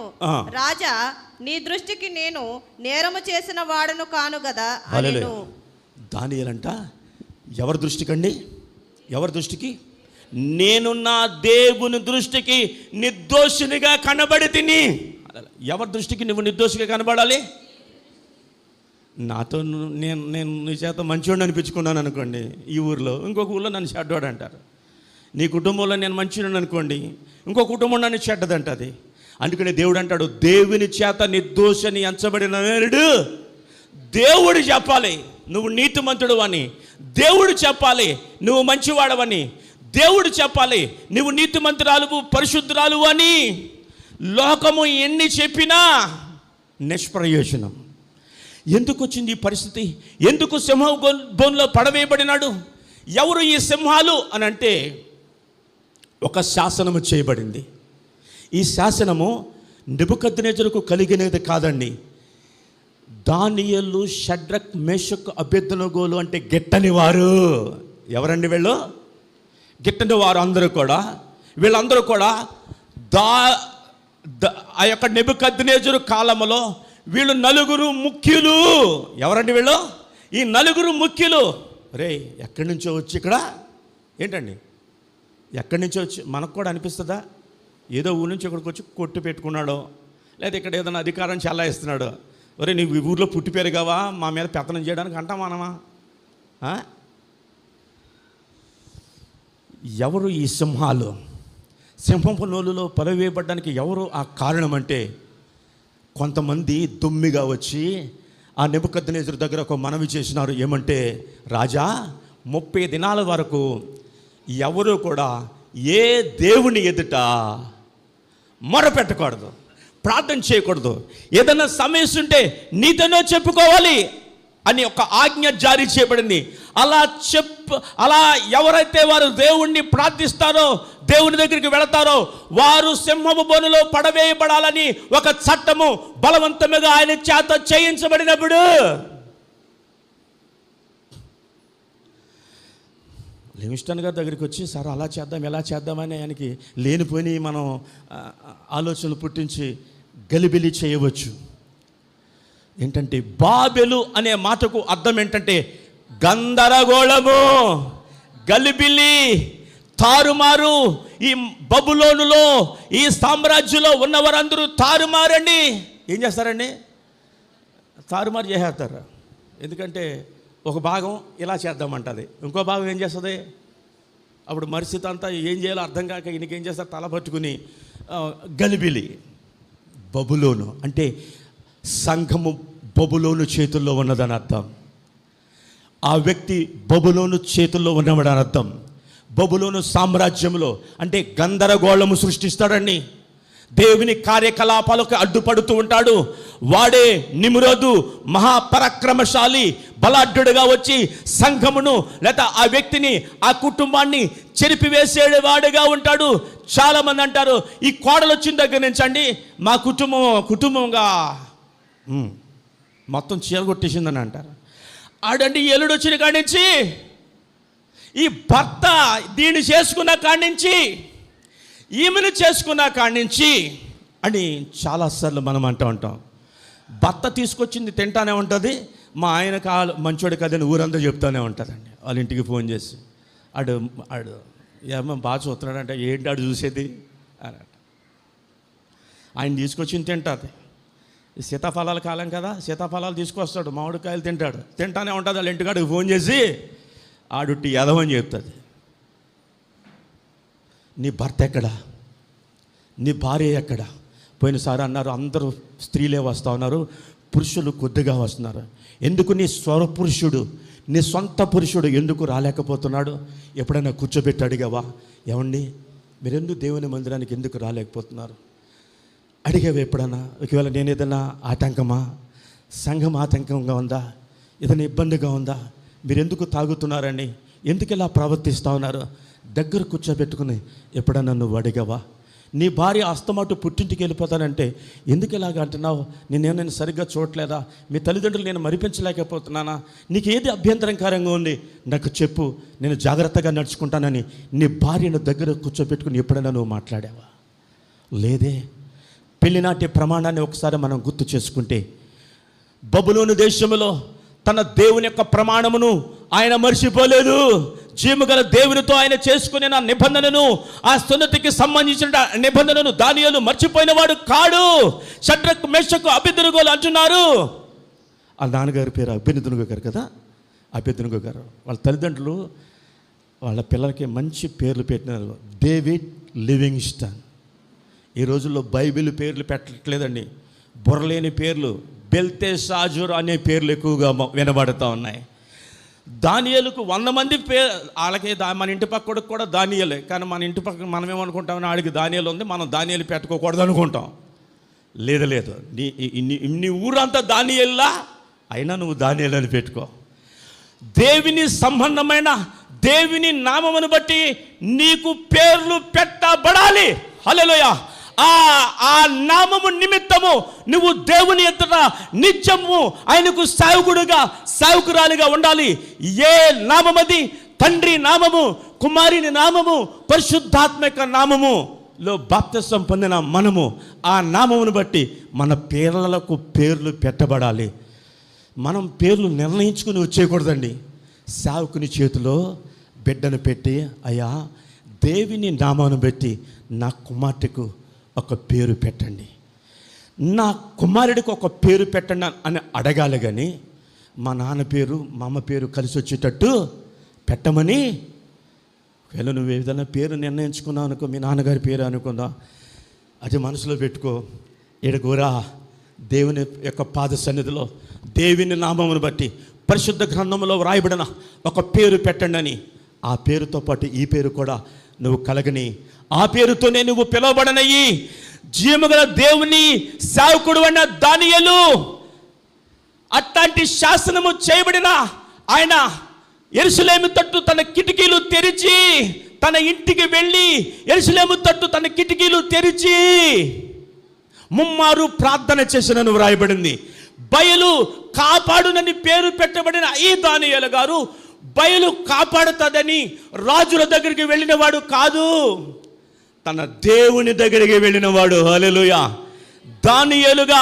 దానియేలు అనంటే న్యాయాధిపతి అయి ఉన్నాడు. యెహోవా నా విషయంలో నీతి మంతుడిగా చేయను అని వాక్యము సెలవిస్తా ఉంది. నీతిమంతుడిగా చేయవాడు ఎవడు? మన ప్రభు అయినటువంటి యేసు క్రీస్తే. ఆయన నామములో ప్రార్థన చేస్తున్నాడు. ప్రార్థించుచు స్తుతించుచు అని వ్రాయబడింది. హల్లెలూయా. ప్రార్థన చేస్తున్నాడు, స్తుతిస్తా ఉన్నాడు. ఈ మాట క్రొత్త నిబంధనలో కూడా మనకి వినపడుతుంది. పౌలు శీలలు ప్రార్థించుచు స్తుతిస్తూ ఉన్నారు. ఎన్ని గంటలకి ముగించిన? ఇంకా 10 నిమిషాలు. స్తుతిస్తూ ఉన్నారు. బయలు అని పెట్టబడినటువంటి అంటే ఆ దేవుడు నిన్ను కాపాడునన్నటువంటి పెట్టబడినటువంటి ఆ పేరు వైపుకు తన ముఖమును త్రిప్పుకోలేదు, కానీ తన దేవుని నామమును బట్టి, ఎవరి నామమును బట్టి ఆ పేరు పెట్టబడిందో ఆ నామము కలిగిన దేవుని ఎదుట ప్రార్థిస్తూ స్తుతిస్తున్నాడు. ఎవరికైనాను సంతోషము కలిగినా వాడు పాటలు పాడాలి, ఎవరైనాను శ్రమ కలిగినా వాడు ప్రార్థన చేయాలి. శ్రమను బట్టి ప్రార్థిస్తా ఉన్నాడు. ఆ శ్రమలలో దేవుడు నన్ను విడిపిస్తాడని విశ్వాసముతో స్తుతిస్తా ఉన్నాడు. దేవునికి స్తోత్రం కలుగుగా. హల్లెలూయా. రాజుగారికి అసలు ఇష్టం లేదండి. తర్వాత తెలుసుకున్నాడు, ఈ దానియేలునే ఈ నిమిత్తమే ఇలా అందరూ నన్ను ప్రోత్సహించారన్న సంగతి విని ఆ రాత్రంతా వాయిద్యాలు, ఆహారం ఏమీ తీసుకోలేదండి నెబుకద్నెజరు, ఈ బెల్షాజరు. ఎక్కడ నెబుకద్నెజరు అక్కడ 3 రాజులు అయిపోయిన తర్వాత 4వ రాజుల కాలంలో, అందరి రాజుల కాలంలో వర్ధిల్లుచుండెను. హల్లెలూయా. అందరి రాజుల కాలంలో వర్ధిల్లుచుండెను. ప్రభుత్వాలు వస్తాయి, వెళ్ళిపోతాయి. ఇక్కడికి అనేక మంది సావుకులు వస్తారు, వెళ్ళిపోతూ ఉంటారు. అనేక మంది నాయకులు వస్తారు, వెళ్ళిపోతూ ఉంటారు. కానీ ఇక్కడ దేవుని చేత ఏర్పరచబడినటువంటి వాడు వర్ధిల్లుతూ ఉంటాడని వాక్యం సెలవిస్తూ ఉంది. మనము దేవునిలో ఆత్మీయంగా వర్ధిల్లాలి. ఆయన ఆస్తు దానియేలు దేవుడు అని రాజుల చేత చెప్పించుకుని వాడు. నేను నా దేవుని దృష్టికి నీతిమంతుడిగా తెచ్చబడ్డాను. ఆయన అంటాడు, ఇదే దానియేలు గ్రంథంలో 1వ అధ్యాయంలో ఈ దానియేలు ఎలాంటి వాడు చూద్దాము. 17వ వచనం. ఒక్కరే చదవండి దయచేసి.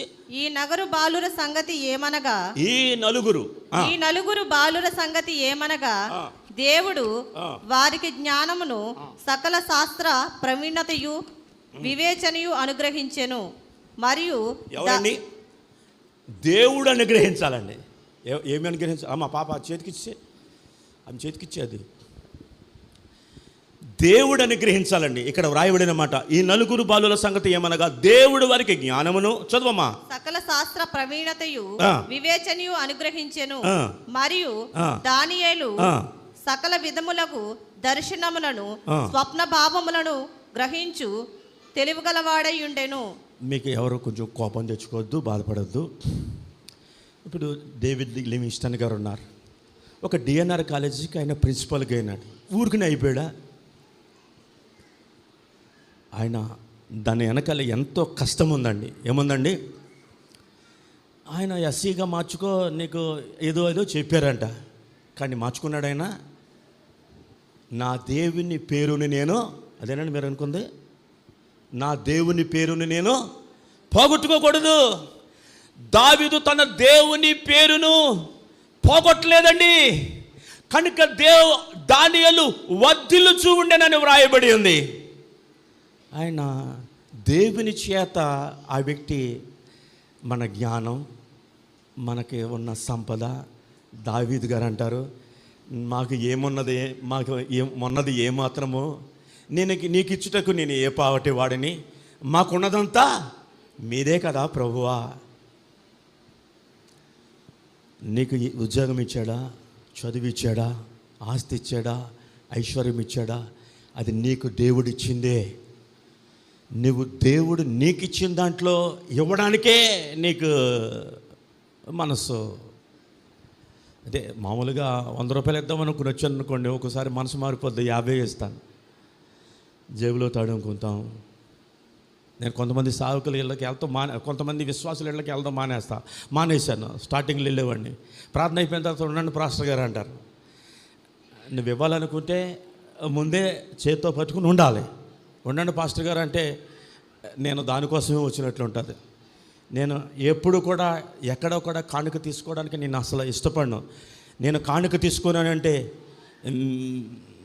మీకు నేను తప్పనిసరిగా మీ కొరకు నిత్యము ప్రార్థన చేయవలసిందే.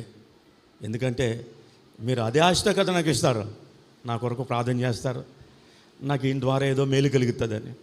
నేను తినేసి ఇంటికాడ నా ఇష్టానుసారంగా జలసా చేసి మంచి వాహనాలు కొనుక్కుని విలాసవంతమైన జీవితం జీవించి నాకు కానుకలు ఇచ్చిన వారిని నేను మర్చిపోయి, కానుకలు ఇచ్చిన వాళ్ళు అలాగే ఉంటున్నారు, వీళ్ళు మాత్రం ఏం చేస్తున్నారంటే ఈ కారు డోర్ ఇలా తీసి చూస్తూ ఉన్నారు.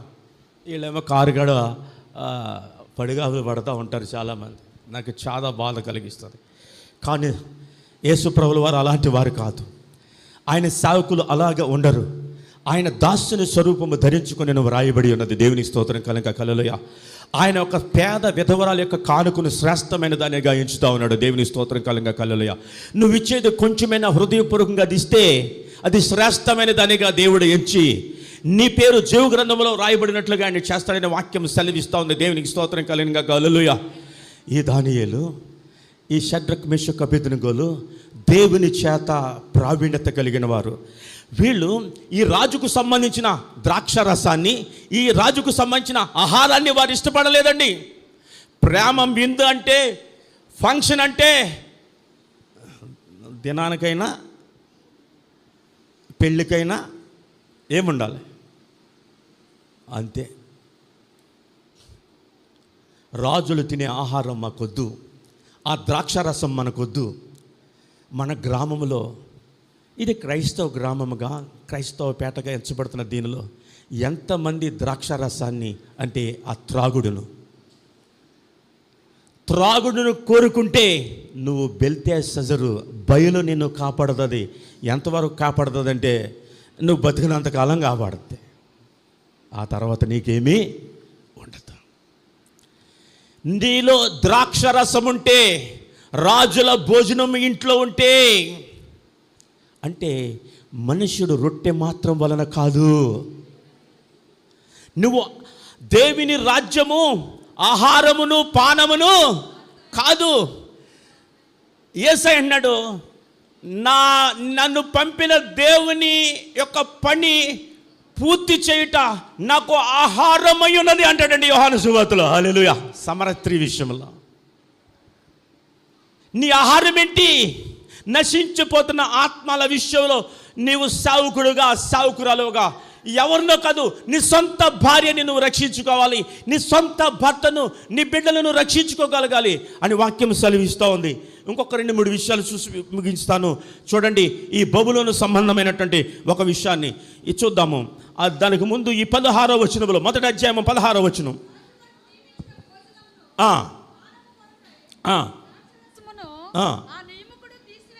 ఆ నియామకుడు తీసివేసి వారికి శాఖ ధాన్యాదులను ఇచ్చెను. వారికి శాఖ ధాన్యాదులను ఇచ్చెను. హల్లెలూయా.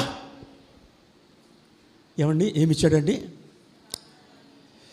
శాఖ ధాన్యాలను ఇచ్చినాడండి. తీసివేసి, నువ్వు కోరుకుంటే వాటన్నిటిని తీసివేస్తాడు. నీ ఇంటిలో ఉన్నటువంటి ద్రాక్ష రసాన్ని దేవుడు తీసివేస్తాడు. హల్లెలూయా. నువ్వు కోరుకుంటే ఆ త్రాగుడు, ఆ పాపాన్ని దేవుడు తీసివేస్తాడు. నీకు దేవునికి మధ్యలో ఉన్నటువంటి సంబంధాన్ని పాడు చేసే ప్రతి దానిని తీసివేస్తాడు. ఈ నపుంసకుడు లేక ఈ అనకసజు దేనికి సాదృశ్యముగా అంటే పరిశుద్ధాత్మకు. ఎస్తేరు గ్రంథములో హేగే నిర్ణయించిన అలంకారములు తప్ప ఆమె ఏమీ కోరుకొనలేదు. ఈ హేగే పరిశుద్ధాత్మకు ఎలా సాదృశ్యంగా ఉన్నాడో ఇక్కడ కూడా ఈ నపుంసకుడు అది తీసివేసి పరిశుద్ధాత్మకు సాదృశ్యంగా ఉన్నాడు. మన పాపములను మనం ఒప్పుకుని యేసు రక్తము ప్రతి పాపాల నుంచి కూడా పవిత్రంగా చేయడానికి సిద్ధంగా ఉన్నాడు. ప్రకటన గ్రంథము 17వ అధ్యాయము ఈ మహాబబులోని యొక్క సంబంధమైనటువంటి ఏ విషయాన్ని కూడా తన దగ్గరికి రానిచ్చిన వాడు కాదు. ఎవరు ఈ యొక్క మహాబబులను గురించి పరిశుద్ధాత్మ దేవుడు ఏమి చెప్తున్నాడు చూద్దాము. 17వ అధ్యాయము ప్రకటన గ్రంథము 17వ అధ్యాయము 5వ వచనం, దాని నొసట దాని పేరు 4వ వచనం నుంచి. ఆ స్త్రీ ధూమ్ర రక్తవర్ణము గల వస్త్రము ధరించుకుని బంగారముతోను రత్నములతోను ముత్యములతోను అలంకరింపబడినదై యాహమైన కార్యములతోను తాను చేయుచున్న వ్యభిచార సంబంధమైన అపవిత్ర కార్యములతోను నిండిన యొక్క సువర్ణ పాత్రను తన చేత పట్టుకుని ఉండెను. దాని నొసట దాని పేరు ఇలాగూ వ్రాయబడి ఉండెను, మర్మము వేశ్యలకు భూమిలోని ఏహమైన వాటికి తల్లి అయిన మహా బబులోను మరియా. హల్లెలూయా. స్పష్టంగా చదవగలగాలి. ఇదంట బబులోను అంటే మహా వేశ్య. ఎవరండి ఈమె? మహావేశ్య. వేశ్య అంటే ఏం చేస్తుందండి? వేశ్య అంటే ఏం చేస్తుంది? తన దేహాన్ని అమ్ముకుంటుంది. ఒక్క పూటి కోట కొరకు తన జ్యేష్ఠత్వపు హక్కును అమ్మివేసుకున్న యేసుక్రీస్తును అమ్మివేసినటువంటి యూదా ఇస్కరియోతు 30 రూపాయల కొరకు అమ్మేసినాడండి. ఒక్క పూట కూటి కొరకు తన జ్యేష్ఠత్వపు హక్కును అమ్మేసుకున్నాడండి. దానియేలు అమ్ముకోలేదు, అమ్ముడు పోలేదు. తన దేవుని నామ ఘనత కొరకు ఆయన దేవుని కొరకు ఒక మందిరముగా కట్టబడుతున్నాడు. బబులోను సంబంధమైనటువంటి ద్రాక్షరసమును కానీ ఆహారమును కానీ ఆభరణాలు కానీ అతడు ధరించిన వాడు కాదు. చూద్దాము 4వ వచనం నుంచి మరొకసారి. దాని నొసట ఆ స్త్రీ ధూమ్రం రక్తవర్ణము గల వస్త్రము ధరించుకుని బంగారముతోను రత్నములతోను ముత్యములతోను అలంకరింపబడినదై యెహోవైన కార్యములతోను తాను చేయుచున్న వ్యభిచార సంబంధమైన అపవిత్ర కార్యములతోను నిండియున్న ఒక సువర్ణ పాత్రను తన చేత పట్టుకుని ఉండెను. అదే సువర్ణ పాత్రే చూడ్డానికి.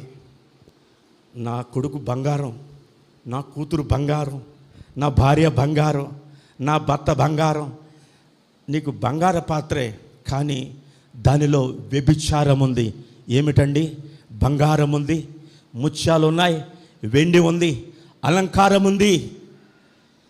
ఏమిటి అలంకారము? వేశ్య లేక పురుషుణ్ణి ఆకర్షించే అలంకారము. వేశ్య అంటే పురుషుణ్ణి ఆకర్షించే విధంగా, స్త్రీని ఆకర్షించే విధంగా. ఒకటి జుట్టు చూడండి, ఈ మొత్తం కొట్టించేస్తాడా? ఈ పైన ఎక్కడో ఫ్లవర్ వాజ్ లాగా ఒకటి ఉంటుంది. నేను ఒక చోట వాకింగ్ చెప్పడానికి ఇలాగ వెళ్తే ఆడు పాట పాడుతున్నాడు. ఆ పాస్టర్ గారు తడు అన్న, ఆడికి పాట ఇవ్వద్దండి రా బాబు అన్న. ఏంటంటే ఆడు జుట్టు అలాగ ఉన్నవాడికి పాట ఇవ్వద్దండి అన్న. ఆడు కోపం చెల్లిపాడు. ఆ పిల్లవాడు కోపం చెల్లిపాడు. అంటే దేవుని వాక్యం ఏమి సెలవిస్తూ ఉంది? నువ్వు బబులోను సంబంధమైన ఏది నీ కుటుంబంలోనికి రాకూడదు. వేశ్య సంబంధమైనది. ఈ లోక స్నేహము దేవునితో వైరమని నువ్వు ఎరుగవా? ఈ సువర్ణ పాత్రలో బంగారం ఉన్నది, వెండి ఉన్నది, ముత్యాలతో ఉన్నది, షీనారు వస్త్రముతో ఉన్నది. ఆకాను దొంగిలించిన ఆ యొక్క వస్త్రము షీనారు సంబంధమైనది. ఈ షీనారు సంబంధమైనది పురుషుణ్ణి ఆకర్షిస్తుంది, స్త్రీని ఆకర్షిస్తుంది. అది బబులోను, అది మహావేశ్యని వాక్యం సెలవిస్తుంది. ఈ లోక స్నేహము దేవునితో వైరమని మీరు ఎరుగరా? వ్యభిచారుణులారా, ఈ లోక స్నేహము దేవునితో వైరమని మీరు ఎరుగరా? మీ ముఖాన్ని నువ్వు దాచుకోవాలి, నీ శరీరాన్ని నువ్వు కప్పుకోవాలి. నువ్వు పురుషుణ్ణి ఆకర్షించే విధంగా నువ్వు మాట్లాడకూడదు. నువ్వు పురుషుణ్ణి ఆకర్షించే విధంగా నీ వస్త్రధారణ ఉండకూడదు.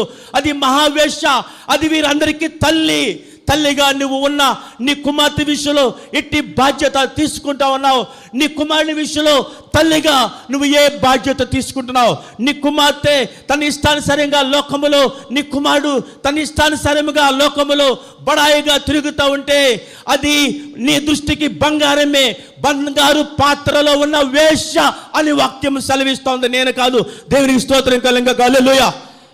నీలో ఉన్న బంగారం, నీ ఇంటిలో ఉన్న బంగారం, నీ ఇంటిలో ఉన్నటువంటి వెండి, నీ ఇంటిలో ఉన్నటువంటి ముత్యాలు, నీ ఇంటిలో ఉన్నటువంటి లోక సంబంధమైన అలంకారం, శరీరాశ, నేత్రాశ, జీవోత్తమము, ఇవి దేవుని వలన పుట్టినవి కావు.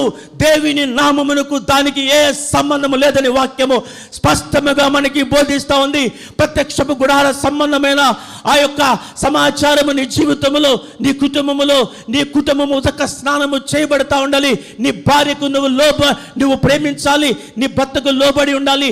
అనుదినము నీ కుటుంబము దేవుని మందిరానికి వచ్చి ఉదక స్నానము చేయబడిన వాడై దానియేలును పేరుకు అర్థం దేవుడు నీతిమంతుడుగా చేయును. హల్లెలూయా. నా విషయంలో న్యాయాధిపతి. అప్పుడు నీవు ప్రార్థన చేస్తే దేవుడు నీ విషయంలో న్యాయం తీరుస్తాడు.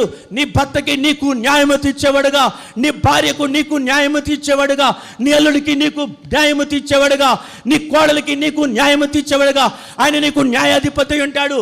దానియేలు లేక తన దేవుని నామమును ఆయన ఎన్నడూ విడిచిపెట్టిన వాడు కాదు.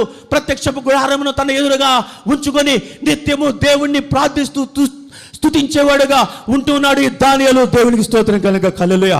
అది మహావేశ్య అని వాక్యం సెలవిస్తుంది. వేశ్య సంబంధమైనది సంఘములో ఉండకూడదు. ఈ వేశ్యతనము ఉండకూడదు. అందుకనే ఇశ్రాయేలులు ఓడిపోయినారు, ఆకాను చంపబడుతున్నాడు అని వాక్యం సెలవిస్తూ ఉంది. హల్లెలూయా. వాక్యం ఇది. మన మధ్యలో ఉన్న యేసయ్యను మాత్రమే చూడండి. అక్కడ ఉన్న దేవుణ్ణి కలుసుకోవడానికి, ఏదేను లోపల ఉన్న దేవుణ్ణి కలుసుకోవడానికి ఇవన్నీ దాటుకుని నువ్వు అక్కడికి వెళ్ళాలి. ఇక్కడ అనేక మంది ఉంటారు, నీ ఎవరిని చూడకూడదు, నిన్ను కొనసాగించబడినట్టు యేసు వైపు చూడాలి. అక్కడ సిలువ ఉన్నది. గులగతా కొండ మీద యేసయ్య సిలువలో వేలాడుతున్నాడు. ఆయన రక్తము ప్రవహిస్తూ ఉంది. ఆయన రక్తములో నిత్యము నువ్వు కడగబడుతుండాలి. వాక్యము నీకు వినిపించబడుతుంది. ఆయన వాక్యములో ఉదక స్నానము చేయబడి నీ కుటుంబము కడగబడాలి అని వాక్యము మనకి స్పష్టంగా బోధిస్తూ ఉంది. దేవునికి స్తోత్రం కలుగును గాక. హల్లెలూయా. ముగించుకుందాం, ప్రార్థన చేసుకుందాం. సమయం ఇప్పటికీ చాలా అయిపోయిందేమో. ప్రియమైనటువంటి దైవ జనాంగమా, షినారు సంబంధమైన వస్త్రాధరణ, వేష సంబంధమైన ఆ ఆభరణాలు, ఆ అలంకారము ఈ మధ్యన ఎవరు చున్నీ కూడా వేసుకోవడం లేదు. చాలా ఇష్టానుసారముగా ప్రవర్తిస్తూ ఉన్నారు. మగపిల్లలు వారి జుట్టు విషయంలో, తమ బళ్ళు నడిపే విషయంలో చాలా విచ్చలవిడితనంగా బాలురు ఉంటూ ఉన్నారు, బాలికలు ఉంటూ ఉన్నారు. ఈ బాలురైన షడ్రక్, మేషక్, అబేద్నెగోలు వారు ఒకప్పుడు బాలురే. వారికి సుమారు 90 సంవత్సరాలు పైబడి వారు అన్ని దేశంలో బానిసలుగా ఉన్నప్పటికీ ఆ యొక్క రాజుల ప్రభుత్వాల కాలంలో వర్ధిల్లారు. ప్రియకుమారుడా, దేవుడు నీకు జ్ఞానం ఇవ్వాలి. దేవుడు నిన్ను వర్ధిల్ల చేయాలి. దేవుడు నిన్ను నీతిమంతులుగా చేయాలి. అట్టి సింహపు నోళ్ళ నుంచి నన్ను కాపాడాలి. ఎవరు ఆ సింహాలు? నీ అత్తగారే నీకు ఒక సింహముగా ఉండవచ్చు, నీ మామగారు నీకు ఒక సింహముగా ఉండవచ్చు, నీ భార్య నీకు ఒక సింహముగా ఉండవచ్చు, నిన్ను ఏదో రీతిగా ఇరికించే విధంగా నీ భర్త ఉండవచ్చు. అయినా నువ్వు భయపడవలసిన పని లేదు. దేవుని నామము పెట్టబడిన క్రైస్తవుడా, ఆయన పేరు పెట్టబడిన దైవ జనాంగంగా నువ్వు ఏ విషయానికి భయపడక్కర్లేదు. నువ్వు యెరూషలేము తట్టు కిటికీ తెరిచి ఆయన పాద సన్నిధిలో నువ్వు ప్రార్థించి స్తుతిస్తే ఆ సింహాల నోటి నుంచి, నీ కుటుంబాల నోటి నుంచి, నీ బంధువుల నోటి నుంచి, శత్రువుల నోటి నుంచి, అధికారుల నోటి నుంచి నిన్ను విడిపించి వర్ధిల్ల చేసి నిన్ను ఉన్నతమైన స్థితిలో ఉంచుతాడు. ఎత్తైన స్థలములో నిన్ను ఉంచుతాడు. అదే సియోను సహవాసము, అదే గొల్గొతా కొండ నిన్ను నీతిమంతుడిగా తీర్చేదని వాక్యం సెలవిస్తుంది. మన పాపములను మనం ఒప్పుకునే ఎడల, నీ భార్య విషయంలో నువ్వు చేసిన దోషము, నీ భర్త విషయంలో నువ్వు చేసిన దోషము, నీ బిడ్డల విషయంలో, నీ తల్లిదండ్రుల విషయంలో నువ్వు రక్తములో కడగబడి ఇక్కడ నుంచి నీతిమంతుడుగా తెచ్చబడుటకు దేవుని యొక్క సహాయం కొరకు నువ్వు ప్రార్థన చేస్తే వాటన్నిటిని తీసివేసి నీకు మహా విజయమును, నీ జీవితాన్ని వర్ధిల్ల చేసే దేవుడుగా నీ కొరకు ఆయన ఉంటాడు. మన పాపములను మనం ఒప్పుకొని, నిన్నటి వరకు జరిగిపోయింది తీసేయి, అయిపోయింది, దేవుడు దానిని ప్రశ్నించడండి. నేడే రక్షణ దినము, ఇదే మిక్కల అనుకూలమైన సమయం అని వాక్యం సెలవిస్తుంది. ఆయన శరీరధారిగా లోకానికి దిగి వచ్చి దాసుని స్వరూపము ధరించుకున్న యేసయ్య, ఆకాశానికి భూమికి మధ్యలో బలియాగమైన యేసయ్య, ఆ కెరూబుల చేత కప్పబడిన ఆ మందసాన్ని నువ్వు చేరాలేనంటే ఈ ప్రత్యక్ష గుడారము ప్రాకారం నుంచి నువ్వు మొదలుపెట్టి ఆ మందసము లోపల ఉన్నటువంటి యేసయ్యను, పరిశుద్ధాత్మ దేవుణ్ణి, కెరూబులను దాటుకుని తండ్రితో నువ్వు సహవాసము చేయడానికి, ఆయనతో ముచ్చరించడానికి, ఆయన నిన్ను రక్షించడానికి నీకు ఇష్టమేనా? ఇష్టమైతే దేవునితో సమాధానపడు, నీ కుటుంబంతో సమాధానపడు, నీ తల్లిదండ్రులతో సమాధానపడమని వాక్యం సెలవిస్తోంది. ప్రేమ కలిగిన తండ్రి, బిడ్డలందరినీ మీ రక్త ప్రోక్షణ కిందకు తీసుకుని వస్తున్నాను. వీళ్ళందరూ అమాయకపు గొర్రెలని మీరే సెలవిచ్చినారు తండ్రి. నిదాసుడు ప్రభువా, ఆయన తరాగారం అంతటిని కాపాడువాడుగా ఒక ఆమోసులాగా నిదాసుని ఇక్కడ ఉంచి సజీవమైన రాయిగా తనని మొదట ఇక్కడ ఏర్పరిచి అనేక మంది వచ్చి వెళ్ళిపోయినారు, కానీ ఈ ధనాగారమును కాపాడేవానిగా నిదాసుని నియమించి అనేక మంది చేత మీ వాక్యోపదేశమును చేయిస్తూ తండ్రి, దీని విషయంలో ఒక ప్రత్యేకమైన శ్రద్ధను చూపిస్తున్న నీ దాసునికి మీ కాపుదల భద్రత దయచేయండి. మీ రక్త ప్రోక్షణ నీ దాసుని మీద ఉంచండి. లివింగ్స్టన్ గారి మీద మీ యొక్క శక్తిని ఉంచండి. ప్రియ బిడ్డలు, వారి కుటుంబాలను బట్టి మీకు వందనాలు. సంఘంలో ఉన్నటువంటి ప్రతి కుటుంబాన్ని బట్టి మీకు వందనాలు. ఈ గ్రామంలోనే కాదు, ఈ ప్రభుత్వంలో ప్రియ కుటుంబాలు వర్ధిల్లుటకు సహాయం చేయమని, వారి బాల్య పాపములను, యవ్వన పాపములను, వీళ్ళ పితరుల దోషములను క్షమించమని యేసు నామములో ప్రార్థించి స్తుతించి వేడుకొని చున్నాను నా పేరు ప్రభువులకు తండ్రి. ఆమేన్.